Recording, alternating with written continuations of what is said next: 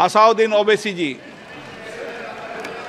Sir मैं आपको अपनी जानिब से, पूरे मुल्क की जानिब से मुबारकबाद देता हूं और मुझे यकीन है कि आपकी पार्लियामेंट की आवाम इस बात पर फख्र कर रही है कि आप दूसरी मर्तबा इस ऐवान के स्पीकर बने हैं। सर, आप इस हाउस के रिपोजिटरी हैं, कस्टोडियन हैं, मगर हकीकत यह है कि अक्सरियती जमात के पास नंबर है मगर उनके पास अक्सरियत की ताकत नहीं है। तो यह ऐवान एक कीमती हीरे की तरह ना सिर्फ इस मुल्क की आवाम में, दुनिया में चमकेगा और आपके बोझ को यह सरकार कम करेगी डिप्टी स्पीकर बनाकर। तो आज मैं इस वीडियो में बात करने वाला हूं बैरिस्टर असदुद्दीन ओवैसी साहब के बारे में। और आज जो है वो 26 जून है और 24 जून से ये नई संसद का जो सत्र जो शुरू हुआ है, जो नई सरकार का गठन हुआ है, एनडीए सरकार उनका।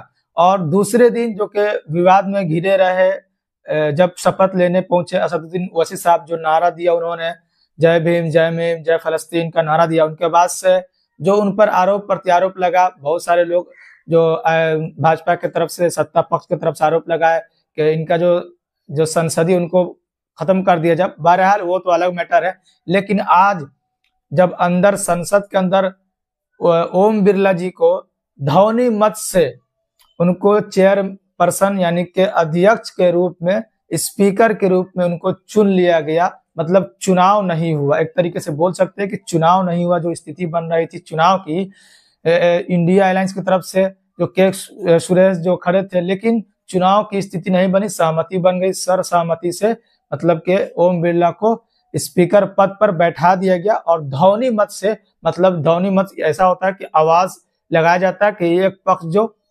आवाज लगाते हैं कि इसके पक्ष में है और एक पक्ष जो इसके पक्ष में नहीं है, तो ध्वनि मत से यहाँ पर चुना गया। इसमें कहीं ना कहीं सहमति होती है सबकी, इसलिए ये तरीका अपनाया जाता है। बहरहाल चुनाव नहीं हुआ और सर्वसहमति से ध्वनि मत से स्पीकर पद पर वो बैठ गए। ओम बिरला सेकेंड टाइम, मतलब दूसरी बार वो बैठे। 19 में भी वही थे और 24 में भी यही बैठे। और इसमें हम बात करते हैं बैरिस्टर असदुद्दीन ओवैसी साहब, जब बधाई देने के लिए उनको जो टाइम दिया गया, क्योंकि नेता प्रतिपक्ष जो सदन के अंदर राहुल गांधी ने उनको चेयर पर छोड़ने के लिए भी पहुंचे ओम बिरला जी को। जैसे ये एक परंपरा है कि जैसे प्राइम मिनिस्टर नरेंद्र मोदी जी उनको छोड़ने गए, उसके बाद से ओम बिरला थे और नेता पक्ष के रूप में राहुल गांधी ने अपना कारोबार संभाला। उसके बाद से किरण रिजिजू जो कि संसदीय जो उनका जो कारोबार संभालते हैं पार्लियामेंट के अंदर, वो है।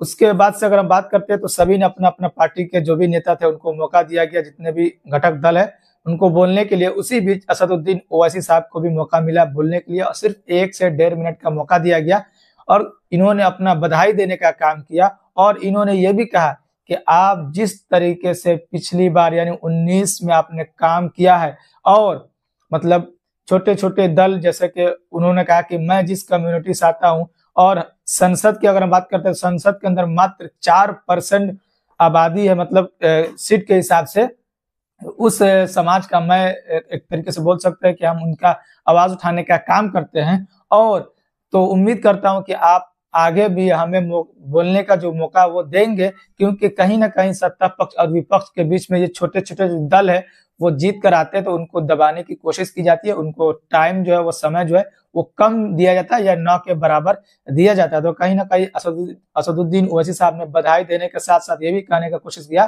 कि आप इस जिम्मेदारी को बखूबी निभाएंगे अच्छे से, और सबको अपनी बराबरी का जो हिस्सा है, जिनको समय देने का है, उनको आप टाइम देने का प्रयास करेंगे, ताकि वो अपने समाज के लिए जिस चीज को लेकर वो संसद में पहुंचते हैं उस आवाज को उठाने का काम करें। तो ये है बैरिस्टर असदुद्दीन ओवैसी साहब, जो हैदराबाद सीट से जीत कर आए हैं। और यहाँ पर जो कि संसद के अंदर मात्र 1 सीट इन्होंने जीतने का काम किया, इनकी पार्टी की तरफ से 1 सीट जीता गया है।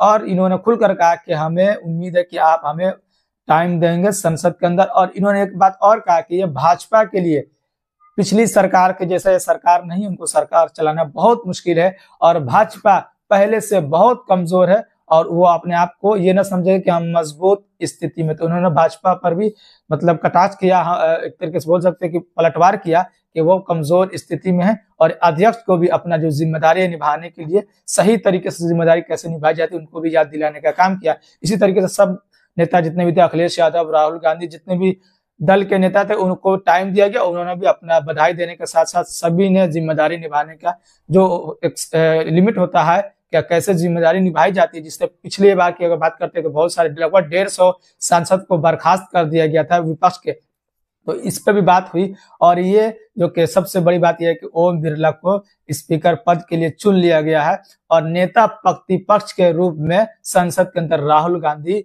बने हैं। तो इस बार का जो माहौल संसद के अंदर बहुत ही अच्छा रहने वाला, मतलब टकराव दोनों में देखने को मिलने वाली है। हर चीज में आवाज बुलंद होगी, किसी की आवाज दबाई यहाँ पर नहीं जाएगी।